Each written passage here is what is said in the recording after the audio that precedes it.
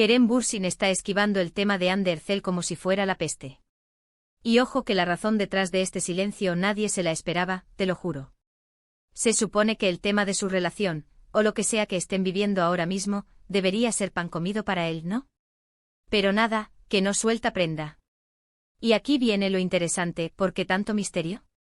¿Por qué si estuvieran súper bien, felices y comiendo perdices, él estaría presumiendo, a que sí?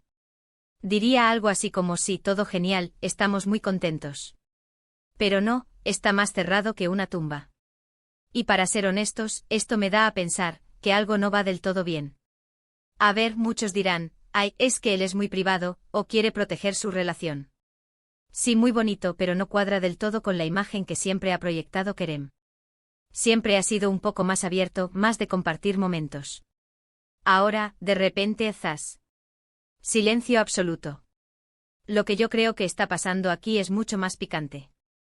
Piensa en esto, si él evitara hablar de ella, no sería porque hay algo que no quiere que salga a la luz. Y no hablo de una simple pelea tonta. Hablo de algo más gordo. ¿Y si la cosa es que la ruptura es más definitiva de lo que pensábamos?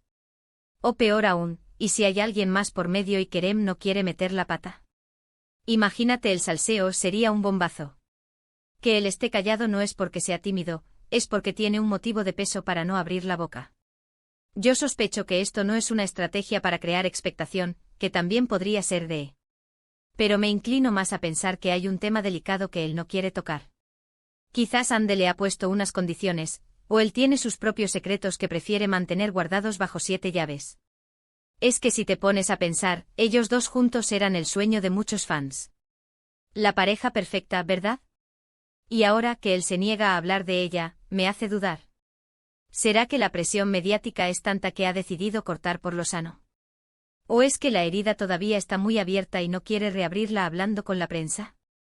Yo me imagino la escena, los periodistas preguntándole sin parar sobre Hande, y él con esa cara de por favor, cambien de tema. No es un no rotundo, es un evasivo. Y eso, amigos míos, es lo que más intriga. Cuando alguien evita algo, es porque hay algo que temer.